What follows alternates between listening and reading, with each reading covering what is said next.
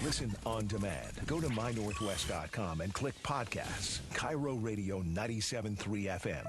News and talk. Powered by the Pacific Northwest. The Fastest 15, it's brought to you by IRG Physical and Hand Therapy. They allow us to bring this to you commercial free. And this is our number It's time for the fastest 15 minutes in the news. This is Dori's Fastest 15. It's a world of news and a tidy little 15-minute package for you, coming to you from the Carter Subaru studio. And our Fastest 15 is streaming on Facebook Live. Welcome! Let me get this straight. So when I went to the University of Washington, any moron could get in there. That's not the case now. No. I went to community college for 2 years. Then I went to my bogus broadcast school. Then I made a deal with a guy that I could intern for him, but I had to go to the University of Washington. So you know what I did? I went to the University of Washington the next day to the admissions building, and I signed up and I got in because it was just that easy. Uh-huh. And I didn't have, even though I was young when I graduated high school. You're very smart, but you didn't. The grades didn't. I didn't have the reflect greatest that. grades. Okay, yeah. I find my final semester in high school, I decided, I've never gotten a 4.0 before. I'm going to just get a 4.0 one time in high school. So I did.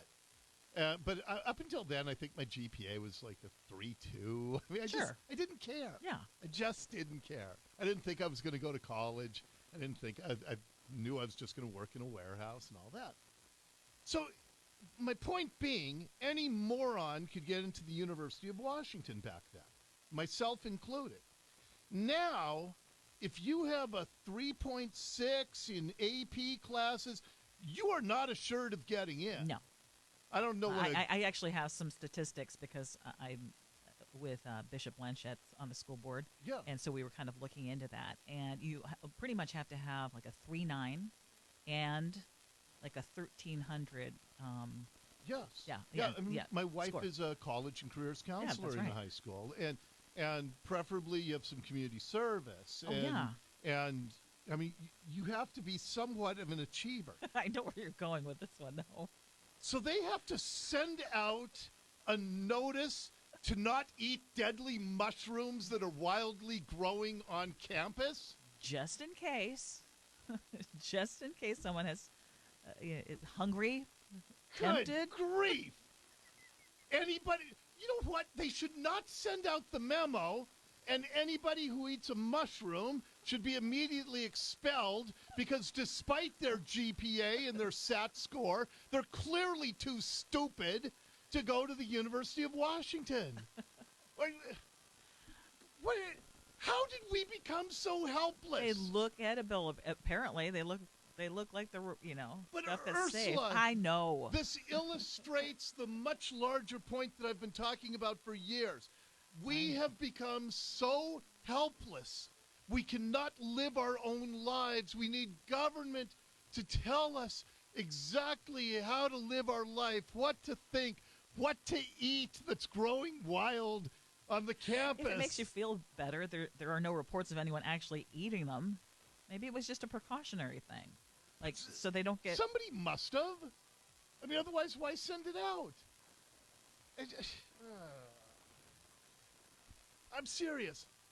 You can be book smart, but the more government trains you that you don't have to think for yourself, the more, as far as street smarts or real life smarts, the more morons we are cultivating in this world. We've got to get away from all of this. It's all wrong. Okay, those death cap mushrooms, they look hideous. All mushrooms look hideous. Oh, I love mushrooms, but not these ones. Oh. I mean, just the name alone would dissuade me. Would you like a death cap? No, I'm good. Thanks for the offer. Okay, let's get to the fastest 15 here.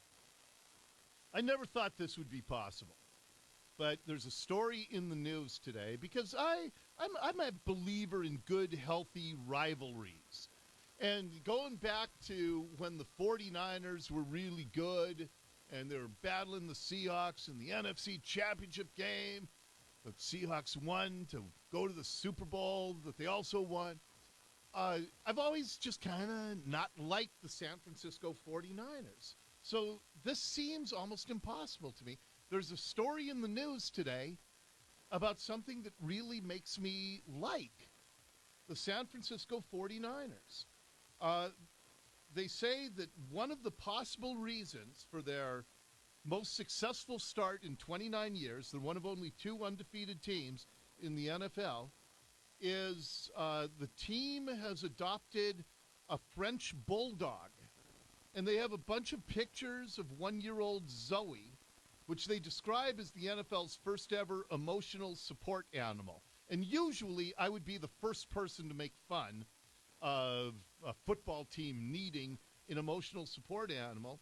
But then I started reading about it.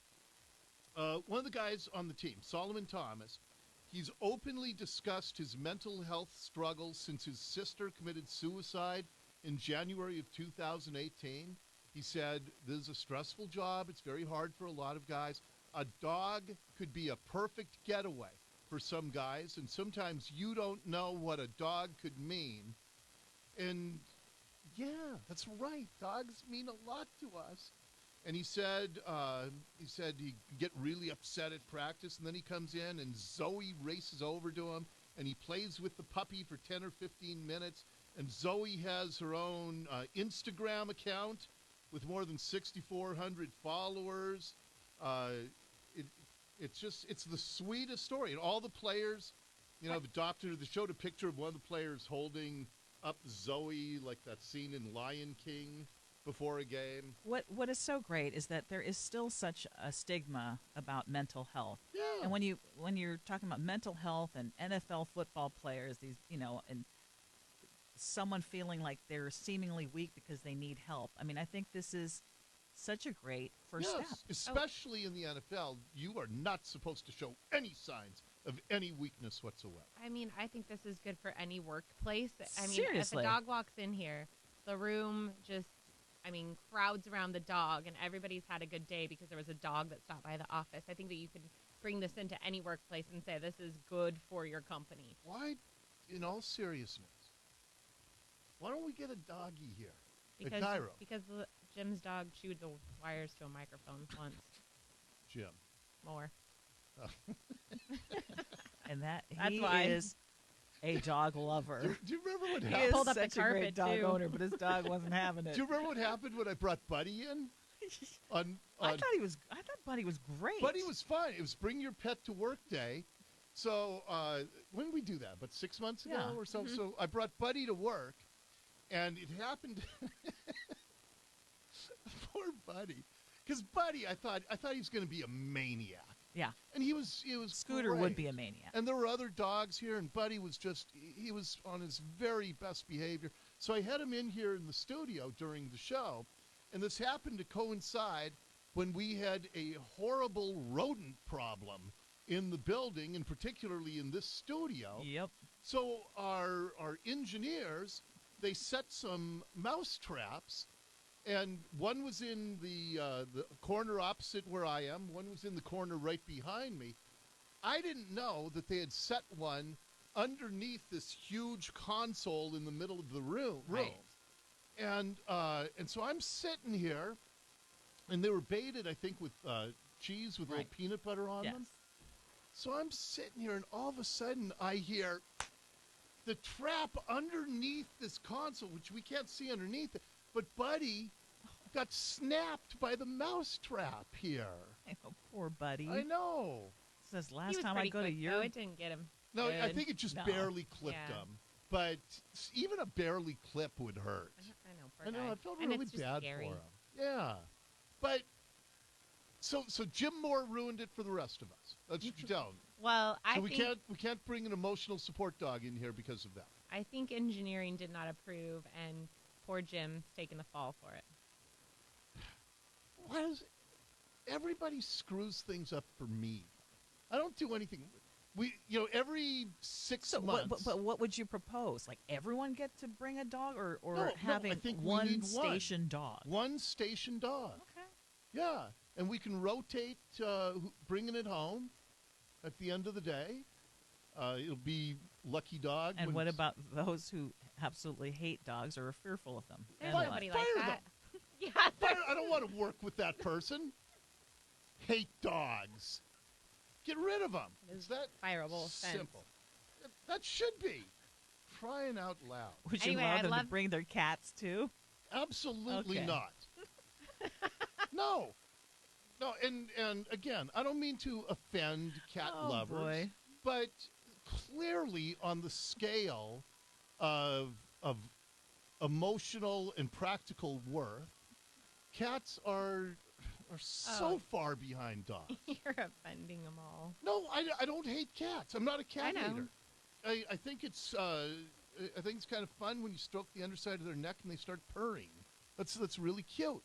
But they have very little value as opposed to dogs. Wait, they actually kill mice. They keep. I mean, that's what my parents have them for. It's for them to keep the rodents away. I like the without mousers. the cheese trap. I like the mouser cats. Those Okay. are cool. That's purpose, though. Isn't there a program? But if we could convince them that bringing a support animal would not only help with our mental health, but also help ratings.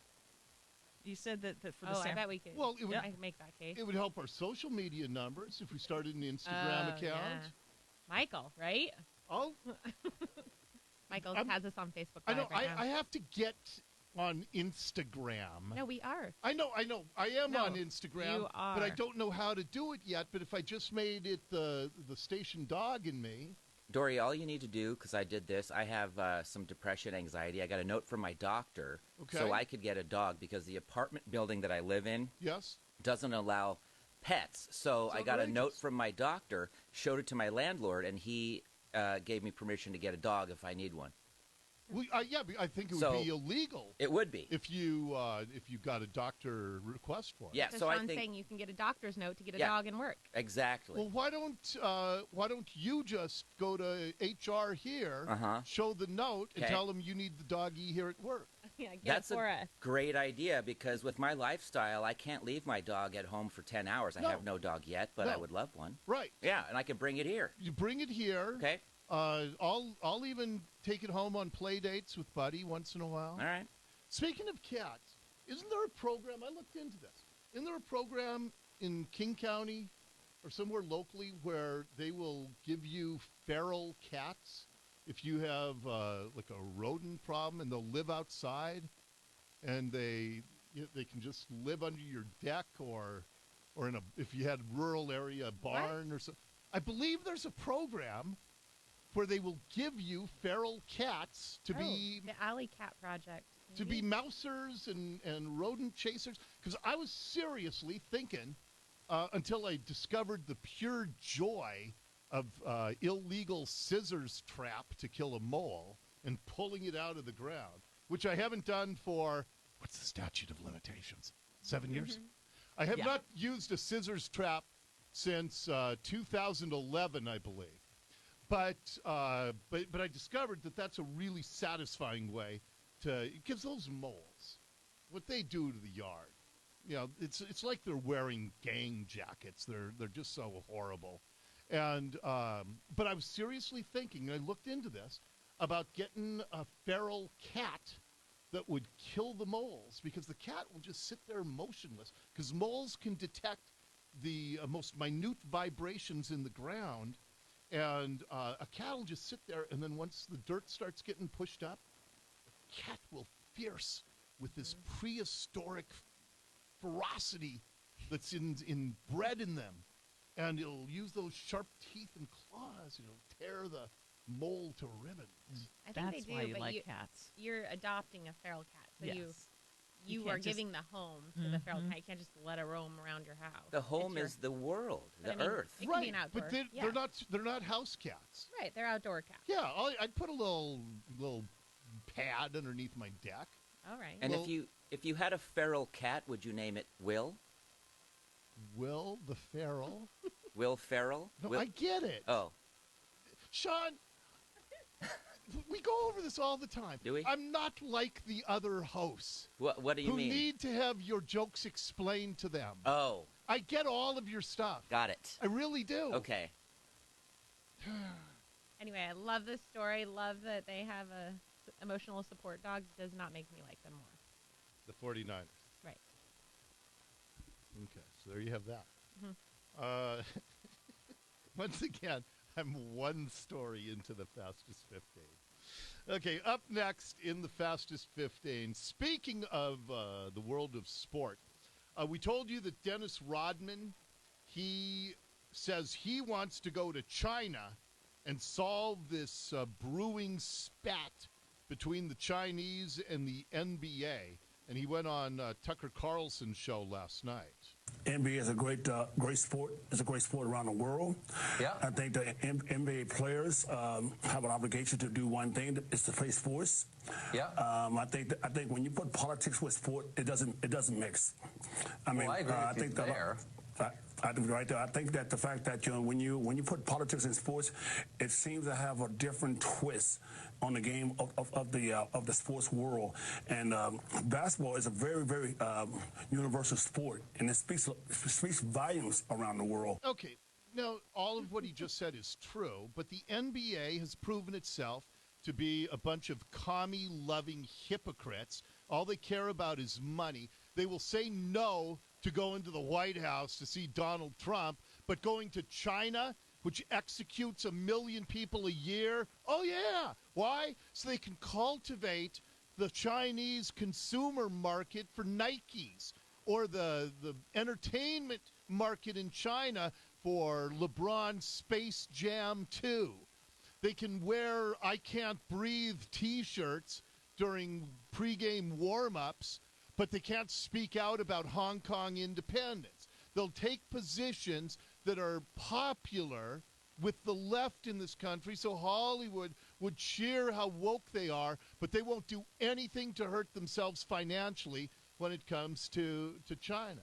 And by the way, speaking of what he just said, I just saw a thing. The NFL ratings are up 3% this year after several years of declining ratings. Why? Because nobody's talking about anthem protests. The people got sick and tired of politics with their sports. And now that the NFL has finally kind of rid itself of that this season, people are actually tuning back in bigger numbers. Okay, can I carry some of this over to the next segment? Absolutely. Okay, all right. We're going to just check the news for you here. And then we will continue with a second Fastest 15 next. This hour of the Dori Monson Show is brought to you